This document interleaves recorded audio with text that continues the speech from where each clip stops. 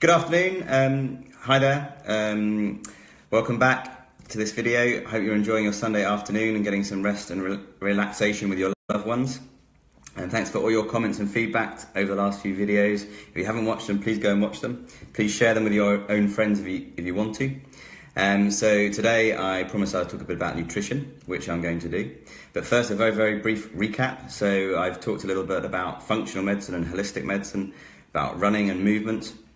And yesterday I talked about heroes and how I sort of discovered a passion that I wanted to rearrange my week and do something with that to help people, help themselves and become their own heroes, if you like, and to their families and to themselves.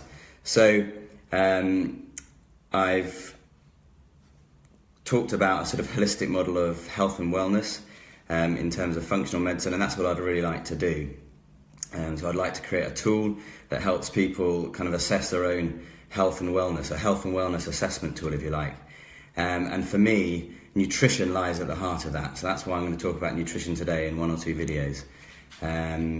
So this tool or this model for me involves four areas. So there's physical activity and mental activity, and then there's sleep and rest.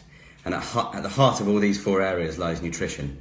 And they all interrelate with each other, and they combine, and you need to get them all right in order to have a sense of health and wellness. So I'm going to talk about nutrition, which I think lies at the heart of all that today, and how I've got to where I've got to with my sort of understanding of nutrition and its role in our health and wellness.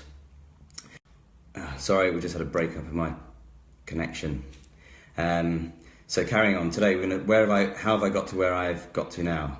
In yesterday's video I talked about a book, Natural Born Heroes, and I think should be the right way around now. Excellent, it is. And he talks about a chap called Tim Noakes, Professor Tim Noakes, who's a professor of sports science in South Africa. He wrote a book called The Law of Running, and in that he advised athletes to have a high carbohydrate diet in order to maintain endurance. He then got diabetes. He realised his research was wrong, and he had his own paradigm shift, and he went back to the drawing board. And he realised that he needed to re-educate people correctly. And he wrote another book with, here it is, The Real Meal Revolution, co-authored with Jono Proudfoot and Sally Ann Creed. If you haven't got this book, you need this book. It's a recipe book, it's got an essay in the back, it's fantastic, it's revolutionary, it really is. So, Tim Noakes wrote this book with Jono Proudfoot and Sally Ann Creed.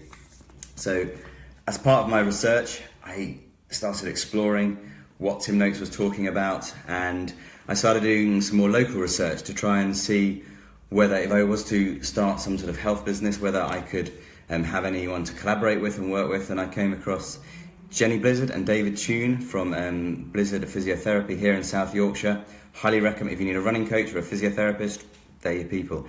And they, coincidentally, had also come across Tim Noakes and the Real Meal Revolution. So there was a real synergy there, and I thought I must be on the right track. So I continued with my research, and I haven't been disappointed, and that's what I want to tell you about. So I know you want to hear more. This is again another introduction. In fact, all these videos are a little bit of an introduction to lots of topics, and I want you to tell me what you want to hear more about so that I can start to focus this huge area for you. So I'm sorry if it is a bit of an introduction, but we'll come on to more detail later. So just before I go, how can I summarise that last 18 months, 2 years of learning and research? Well, I think it's best summarised as follows: that we need to eat more real food and less processed food. And I know you know that, and I know we all know that, but I want you to know why you know that and what's important about it. So just before I go, I'm going to refer to a more recent study in the Lancet Medical Journal, which is a massive medical journal worldwide, and this was published at the end of August this year. So this is hot off the press, if you like. And I'm just going to read their conclusion. Here we go. High carbohydrate intake was associated with the higher risk of total mortality. So the more carbohydrate, starchy foods you ate, the more likely you are to die in a certain time frame. And this study, covered 135,000 individuals over 7 years in 18 countries in 5 continents. This is a massive study. It's huge. So, back to their conclusion. Total fat and individual types of fat were related to lower total mortality. So the more fat you ate, the less likely you were to die in a certain time frame. Total fat and types of fat were not associated with cardiovascular disease, myocardial infarction, or cardiovascular disease mortality. That means if you ate fat, you weren't more likely to get heart disease, heart attacks, and die from it. Whereas saturated fat had an inverse association with stroke. So the more saturated fat you ate, the less likely you were to have a stroke.